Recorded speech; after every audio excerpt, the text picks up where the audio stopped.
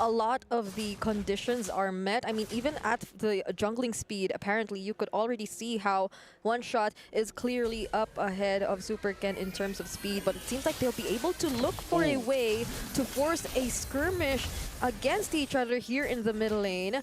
None of them will be committing too much, however. And that Litho Wanderer, it looked like a heavily contested objective. Yeah, this might be one of the more action-packed matches I feel like we've seen in a bit. The way this first minutes even go. And Sunset Lover takes some damage. Good trading up top too between the two gold laners. So you'll see some rotating happening here. And Zed might be a little, proactive on this Badang to be able to go ahead and set things up even early on. Yeah. Even with a flicker alone, like you could still be a threat at this point in the game. You don't need to be that level 4 exactly just yet. Oh. Kill VJ on the Esmeralda will actually be the first blood in this game. Even though we were expecting a slightly more comfortable game from him, that early rotation coming in from One Shot seemed like a great punish against this Esmeralda. And Kill Vijay even used the Purify there. Still going down early in the game, so the Turtle's going to be up here shortly as both teams try to get a possession for this. So One Shot already starts it up. Sawo staying up at the front alongside Kid Bomba, and they're just going to go ahead and go 1v2. They're standing right in front of Super Ken, and there's not much he can do! What? Kid Bomba actually tries to chase after him, but then the damage won't be enough. One Shot using the Phantom Execution takes down Zed, and they transition into the purple buff. This is going to be massive if they deny it immediately for Super Ken, but at least T1 was there. They're going to calm down for now. Yeah, it was so close. If Kid Bomba, I feel like, would have got that, we probably already started the dance moves here. But, going on, the aggression from them at this point in the game gets them a pretty good start. Nothing too crazy. The FYG is going to be okay. They just have to go ahead and adjust from this. And that's always the case with a Fanny in tow. He even flickers forward for that, but it's just unfortunate, Yeah. You can't hit him too far. I don't even know what Phoveus holds. Is it like a piece of an obsolescence or something? Like, yeah. You could see it right there too. He thought he could get it. It was so close. But Hiko needs a few more shots just to take down Zed. And I feel like I also wanted to mention Zed in that moment because it doesn't feel like Team Spirit acknowledges the Badang that much. It's like they bypass the entire presence of the Badang and just go straight after Super Ken, which I feel like for Team Spirit is clearly one of the more important things to deal with at this point in time, because if they deny the Fanny in as early as the first 5 minutes, then it's going to be a lot more easier for them to pull off their lineup. And that's not to mention the fact that they've been sort of winning the side lanes, even with very minimal rotations coming in. Yeah, you can see this too. Taking a look at the emblems, nothing too crazy. A little bit of common emblem though for Sunset Lover on this Jushin. To go ahead and work around with. Some hybrids too being built over here for DFYG. And I think that's the main thing for Super Ken really is he going to be able to actually utilize the Fanny? Because if you're just kind of pressured enough, you almost find yourself in this position where it's like, all right, I'm just going to be getting my buffs. And yeah, he's got to deal with Kid Bomba all day. All day. And hope that you can find something on the map. Oh, Kid Bomba gets out of that fist break, this crack combo. Beauty of the Phoenix already committed, but Kid Bomba again finding Super Ken. Literally does not want him to be able to land those cables as efficiently. Team Spirit are just doing such a great job sustaining everyone, but then it changes when Long goes in. But Team Spirit, they respect that too. They just disengage. Okay, Super Ken has the information. This Turtle's just gonna be taken by One Shot, so another objective for Team Spirit. So all of that, no one goes down, but ultimately Team Spirit's like, okay, we stalled them enough to go ahead and secure ourselves the Turtle. And that's, job well enough done at this point in the game. So they hold on to a very minor lead. DFYG still not too far behind, nothing too crazy. And as long as we've seen this before, I mean, the last time we got to see even Lung play this Moskov last MSC 2024, he actually had some pretty impressive plays. He has good positioning. So I'm just wondering, as he still brings the Moskov forward for this game one, like how much has his mechanics and the micro positioning for him improved in a year's time? Yeah, they probably are waiting for long once again to be able to join. Typical situation you see whenever there's a Moskov and you're kind of behind in terms of the early to mid portions of the game.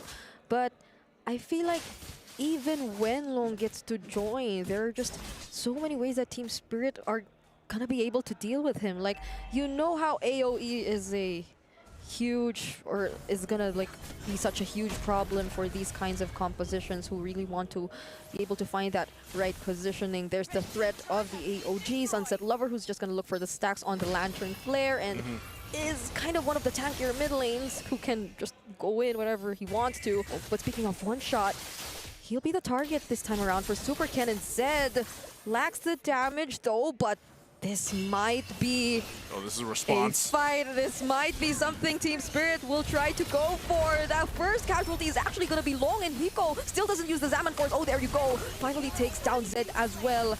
And Team Spirit might be able to convert it this time around. Yeah, it looks like they might even get themselves the third turtle. One Shot's going to go grab the buff. Super Ken has no option but to just push one of the side lanes here for now.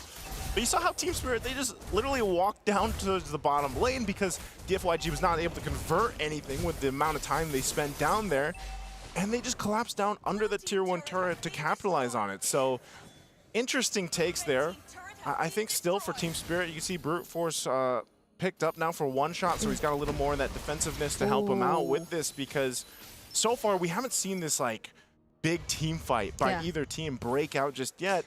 And DFYG definitely needs time for that. Because honestly, I feel like the way Team Spirit is playing right now, they have their eyes set on something, and when they get that something, they don't overstay anymore. Or like they just get out immediately and divert their attention to other things. And that's the difference for DFYG. They try too hard, but He1 is the first to fall. Look at the damage coming in from Hiko and the Zaman Force. Zed will have to walk away. And even just as Super Ken wanted to take his purple buff, there's trouble once more. Kid Bomba denies that from him. And look at One Shot, 5-0 on the Lancelot right now. And how many times are we going to see the Lancelots just get games like this where they get all the kills, they don't die, and he just picked up the Brute Force, like I mentioned, so, you know, very tough position to be in. And you were just mentioning this, Brigid. I think a big part of this is the fact that Team Spirit is just playing very clean. I mean, they're disciplined, they're going in for the right opportunities, they get what they take, and they don't push for too much more. Unless maybe for Kid Bomba to an extent, but he's allowed to be able to do that on the Phoveus, and that's okay. So what you're seeing is for DFYG is just how do we contain this, because so far we haven't been able to utilize the fact that we have a Fanny. We also have to start considering the fact that we're not going to be able to just let Super Ken get the purple buff. I mean, the whole game he's had to deal with Team Spirit in his jungle. So how do you control so many of those things falling apart here around the map? That's such a problem. Honestly, it's DFYG who's being contained for majority of this game. Another Zaman Force and a massive threat as One Shot is just right in front of the other members. AOG committed by Sawo, but could this be a counter engage for DFYG? KLVJ goes in, but he won't be able to tank the damage. Super Ken trying to fly over the members of Team Spirit, but you don't see the damage just yet coming in from this Fanny. Yeah, it's too bad. I mean, they're going to try to hold on to this tier 2, but they're just cut off. What? The Zaman Force? Hiko has it again. After being able to previously use it, probably the talisman. Super Ken, just as we mentioned the damage, he finally finds a pickup onto Hiko. And they'll probably be very happy with that. That's actually the first kill they're able to get in this game. Yeah, 9.5 minutes in, your first kill, and it goes in the hands of Super Ken. I mean, at least they got something out of that, because right now Team Spirit has been in complete control. And, you know, you were wondering, you know, the damage, where is it going to be from DFYG?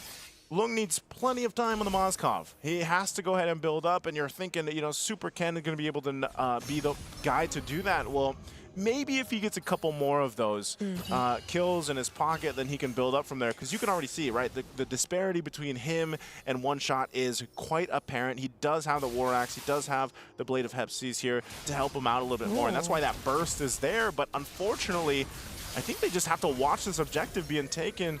Zed's around the corner. They're just zoned off of it. Sunset Lover is so brave. He's the one going right in. Super Ken gets to just a phantom execution, but Zed, he's being chased, and the Thorn Rose will finally take him out. That's one member down for DFYG. E1, Super Ken, KLVJ are just around the area. They have no idea that Super Ken is actually there, but Hiko finally spots him, tries to take him down, and Super Ken once again, for the second time around, gets a kill onto Hiko, but on the other hand, One Shot also finds Ye1. A 2-for-1 trade so far, and no one secures nor commits to the Lord. I'm actually surprised that DFYG stalled them out that long. Yeah. They couldn't get the Lord. They end up trading a couple kills. Super Ken will get his purple buff, so he's fine. But that was actually a good way to go ahead and stall them out. And it's just, they're still going to keep Lung there. Lung is still pushing in that lane, but he might have to join this. I don't know if they're going to be able to contest, though. That's a flicker already used by Zed. They tried to go for Sunset Lover, but one shot, he just found KLVJ, and now they're going to go after the members of DFYG one by one. Long already makes an appearance as well, but one shot, all the while the other members were zoning them out. He just works on the objective. Okay, objective secured. Team Spirit going to be able to make it happen that time, but DFYG finds a little bit of hope in this game. They need to buy themselves time. That's the name of the game right now, especially with the way things have gone. Are they actually gonna fight this again? Super Ken. Okay, that was clearly another attempt to take down Hiko, but I feel like Sawa also learned a thing or two from the previous pickoffs. He's sticking by Hiko's side. They definitely need to make use of that unbreakable. They definitely need to protect their gold laner a lot more. And so DFYG, let's see how they defend this incoming siege from Team Spirit for now. Oh, Super Ken, it goes in. He actually gets caught once again by Kid Bomba, but is able to survive nonetheless. No more Holy Shields for DFYG. And there goes the AOG from Sawo as well. They'll be working on the turret for now, but Super Ken, gets caught there by Kid Bomba. They successfully take down that inhibitor turret. Look at the damage coming in from Yi1 as well, but the Nomad stun coming in from Zed. Will there be enough damage? However, it seems like no, but it's a successful defense from now for DIANFENGYAOGUAI. Oh, that's too bad. They didn't have enough firepower to actually capitalize on that. They lost Zed, but they do stay in the game. They hold on. They lose the mid-turtle. Oh, they stay in the game somehow, but they forced out a flicker from Yi1. It seems like Team Spirit, for the first time in this game, actually stay a bit more longer than we expected. I guess they want more base turrets here. They're going to push in the bottom. There's the Spear of Destruction. Oh, but the Dark Wave, it knocks up 2 members. And it somehow forces Team Spirit to finally walk away. Impressive still from DIANFENGYAOGUAI, but now Team Spirit, it seems like they've settled with just a single inhibitor turret. Okay, this is still... Oh, Super Ken! Oh, he finds 2 right there. Oh my goodness, the fights keep going. No, that was I didn't know if he was going to get taken out or if he was actually going to be able to convert a kill there. We'll take a look at the items here just a bit. You're still down a bit, 1,000 gold, or a few thousand gold here for Super Ken, but he's doing okay. He's building back up. He got himself a brute force as well, so he's fine. I think even for kill, VJ still has some ground to cover, but at least he's a little more tanky. He has an Oracle now picked up too, Enchanted Talisman. He's got the Antique Cuirass. And also for Lung, Lung's done a phenomenal job at just farming up. Yeah, he's actually up ahead by a bit. Crimson Beacon in by Sunset Lover. Will Zed be able to find the right targets though? Knocks them back for just a moment, just briefly, before one shot gets the kill. 9-0-2 on this Lancelot. Could this be another deathless double-digit kill Lancelot game? It's well on his way right now. Zed, though, is just a punching bag right now. He's trying to find things. He's trying to find windows where he can set things up, but a lot of times it's like he gets cut off from the rest of the team and they can't really follow up the way they want. His Omnic Force is going to be expended already. And so they might go ahead and go for their attention. Super Ken's on the other side of the map, so I think he gives himself the information. Do you want to 1v1 this? One shot, he tried to look for Super Ken, but he fails to find him. He stole away the purple buff, actually. I think he got it. One shot got it.